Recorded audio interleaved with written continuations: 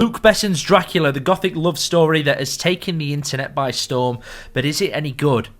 There will be no spoilers here, and I've been covering this film extensively, and if you like Dracula, me and you should be friends and you should drop a follow. Visually, I think this film is absolutely stunning.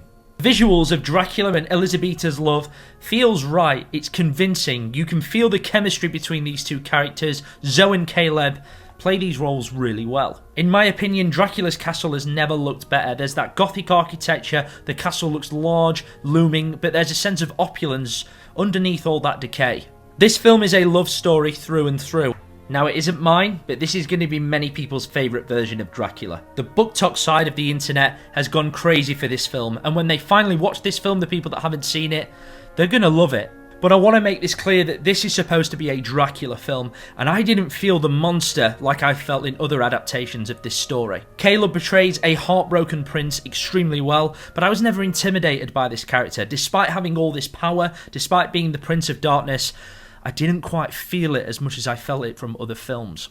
And speaking of other films, I find it impossible not to compare this version of Dracula to Bram Stoker's Dracula released in 1992, because this film borrows a little bit too much from that version. Certain frames, the way that certain statues react, even the old man Dracula, it's all just a little bit too familiar. I'm not really keen on the fact that we went to France as part of the story in this. I can see what Luc Besson was trying to do. For me, it didn't pay off. Dracula, so much of the novel is based in England, and I think we should have stayed there. But there is a charm here. There's something that just works. Certain scenes within the church, the dancing scene, they actually really worked for me, and I really liked the soundtrack, and I thought the costuming in this film was phenomenal. And that sense of gothic romance that you're all looking for here, that sense of yearning, belonging, and eternal love, this film's going to give you everything that you need.